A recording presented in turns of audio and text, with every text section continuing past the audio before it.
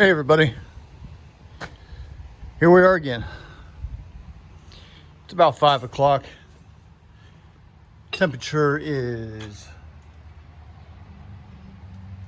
92 degrees, give or take. Humidity is around 40%. The war is over. The remaining frames have been made. Started off early this morning getting my dimensions on these lateral frames correct. This was initially 18 inches. I cut it down to, I got as close as I could get by pulling them together without doing really bad damage to any other of the frames. And it came together and I got it down to 17 inches. So it's supposed to be, I think, 16 5/8. But what you gonna do? The good news is, overall, is the canopy lines are straight back to where they belong. They're going to be even straighter than that, but they're a lot better. Just keep in mind, when I built the aft end of the canopy, I did it just as a pattern, a roadmap of where things needed to be fit. I had dimensions, but the dimensions that I took from the actual airplane were focused primarily around here, because to be honest with you, I didn't think that I was going to get back here nearly as fast as I did. And the reason that I did was because of the donations that I've got. That just dramatically accelerated my production time. So I worked all winter, you know, with this just tacked together pretty much. But these are all full seam welds. Still need to do some full seams up there, but everything else is full seam, and it's permanent. This area, this is flat. I've got pictures of my ruler on the actual cockpit, or on the canopy, I'm sorry, and these surfaces are flat as can be. However, there is still a subtle curve, which I'm trying to figure out, and I think I've got it pretty dang close. Nothing I can't fix. This is new. This extension all the way to the back of the bulkhead. These will both tie here with, so I guess, semi-lateral strips, strengtheners. Forgot what I was going to say. I'm just going to say it's hot.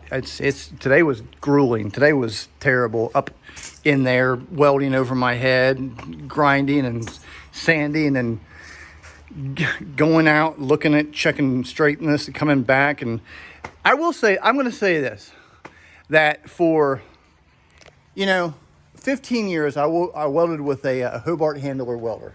And that was a strong welder. But man, that thing would hiccup. It would just...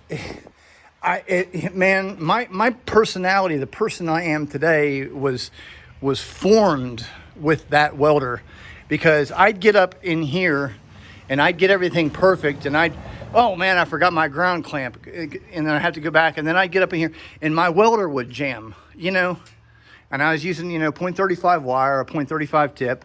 Everything was calibrated, but here's what I got to say. This guy right there, this job that I got at Harbor Freight,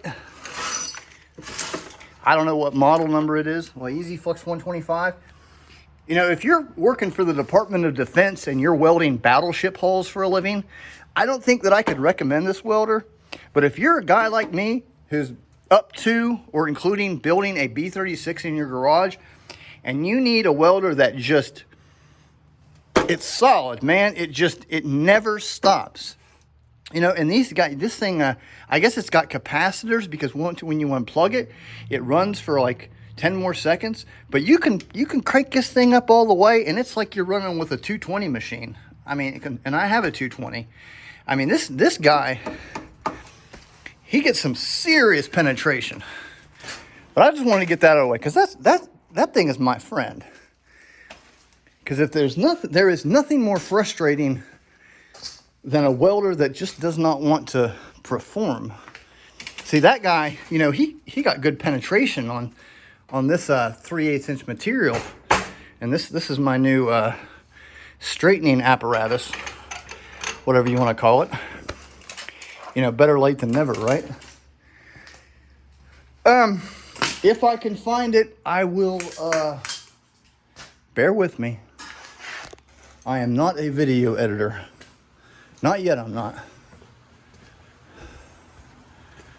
Oh gosh, I probably left it inside. Oh, there it is. So here's where I am now. This is the really good thing.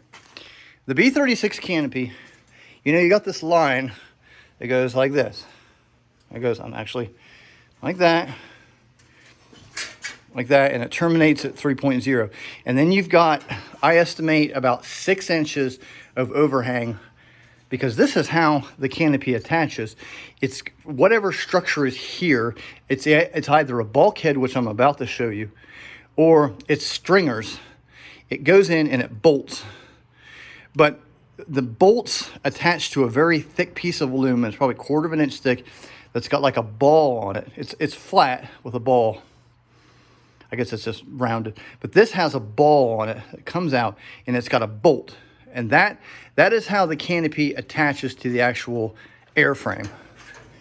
Well, I guess the canopy is part of the airframe, but that's how the canopy attaches to the fuselage. And these are different here. These attach to these strengtheners here. And so you've got 5 that use that ball system. And then down here, right there, you've got one, because it actually continues down here. So you've got one of those balls here, and then you've got one right there, and you got one right there. And that's how that aspect of the canopy attaches down. It bolts into those heavy duty mounting points, I guess you call them. And then the front, these strips continue down here, and then there's a block of steel that is bolted, and they protrude down into here. And I don't know what is under here in the real airplane. But I know that you take this off, this whole fairing off 360 degrees, and that's what enables you to get to these things here, and you get your socket wrench in there, and then that's how you detach a B-36 canopy. I wish I would have known that on day one. I was actually thinking today, in order for me to have, using the tools that I have available and the information I have available, it would have probably taken me 3 years to design this canopy. But I would love for it to be solid, which it is. Don't get me wrong. I plan to stand up there and take a picture one day, me sitting on it. I wish I could pick it up and detach it just like the real one. It'd just make me feel better. But anyways, so back to this quandary I have, if that's the right word. This is what the bulkheads, the stringers, the longerons, and everything looks like. And, well, I am unprepared. Look right here. You can see those extensions beyond the frame of the canopy. You go back here, and it looks like a bulkhead. It's pretty thick. Bulkhead 3.0 is sitting right there, and he's about 5 inches. So that thing has got to be about 3 or 4 inches. Only problem is I have extensive photo documentation of 2 other B-36s in that area, perfectly exposed. And I have sat there and looked up at it and stared at it, and I do not see a bulkhead. Furthermore, the illustrated parts breakdown and the erection manual, which are pretty concrete aspects of B-36 information, do not list a bulkhead. They have a 3.0, and then 24 inches back is 3.1 that holds electrical equipment up on the ceiling, but there's nothing here. But at the same time, these have to attach to something. They have to go slip beneath the fuselage skin and come down here and attach. So it's either going to be that stringer or the bulkhead. That's what I don't know. That's my mystery spot. But the good news is I can build it, or I can attach these just to get them in the game. And if I have to go back and build the bulkhead, oh no, just build the dang bulkhead. But that's where we're at now. I don't know how much of this I'm going to get to work on tomorrow, because I got to go up pick up my son in Fort Drum, New York. I just don't know what I'm gonna get done. I'd like to get these laterals in because I've got the dimensions. They just gotta slide in and weld, but I don't wanna do too much and then be whisked away to New York with little preparation. Right up there. I'm still trying to figure that out. Once I get, this is gonna be glorious. Once I get this big, thick hoop built, which may be Sunday, Monday, then this is gonna be just solid. Then I can go in and I can start making the alterations in this department, which I've done over here. But that's where we're at, and man, are we getting, we're almost there. But until then, I'll see y'all next time.